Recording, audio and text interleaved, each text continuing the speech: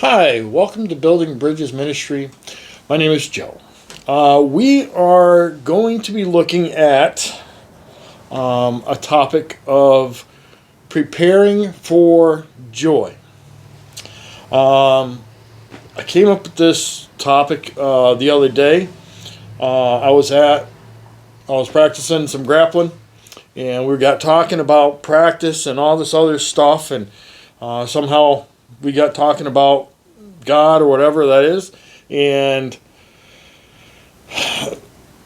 came up with this idea of preparing for joy. How do we prepare for the time of joy in which we get to spend time with God, Christ, and live with them? Whenever the final Revelation part comes, what is our process of preparing ourselves for that joyous time? Okay, I'm going to read three verses. I got James 1, 2-4, John 15, 10-1, and then Psalm 16, 11. So, first one, James 1, 2-4. Dear brothers and sisters, when troubles come your way, consider it an opportunity for great joy. For you know that when your faith is tested, your endurance has a chance to grow. So let it grow, for when your endurance is fully developed, you will be perfect and complete, needing nothing. Okay, we're going to John 15. And we're looking at verses 10 to 11. When you obey my commandments, you remain in my love, just as I obey my Father's commandments and remain in his love.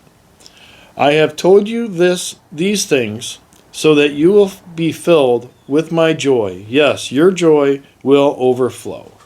And then we're going to finish up in Psalm 16:11. Okay. You will show me the way of life, granting me the joy of your presence and the pleasure of living with you forever.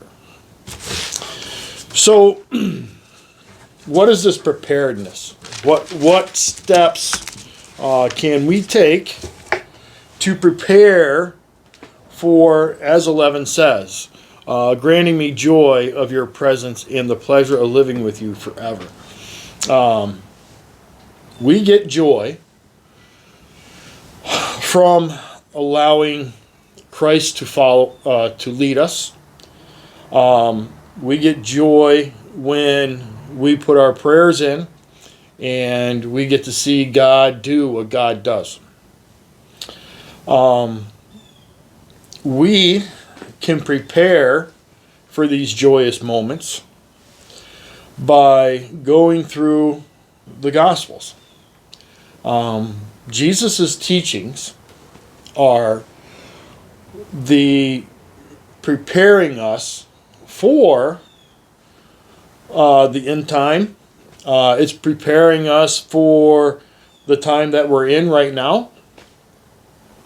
And, it's if we are willing and we allow ourselves to read these Gospels and to learn from them and to take the teachings of Jesus and move forward with them, our moments of sadness and struggle would be way less.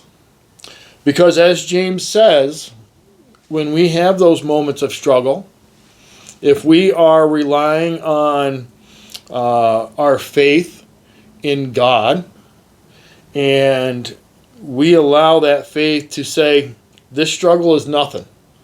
This struggle is a moment in time. It is a moment in which we're going to persevere through with the help of Christ. And when we have that confidence, We no longer have that sadness or lack of joy when we encounter something that is a sad thing, a struggle, or a beatdown, right?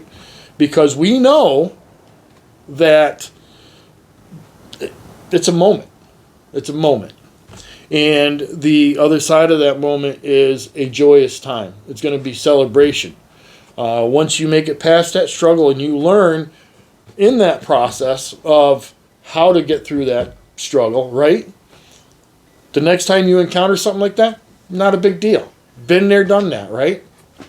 So, what I would like to do the next couple of weeks, I'm going to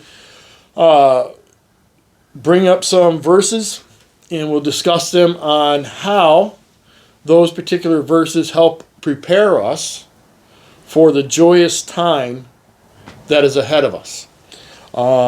We will probably look at our first one will be the Beatitudes in Matthew. They are a great stepping stone to step off with this idea. All right.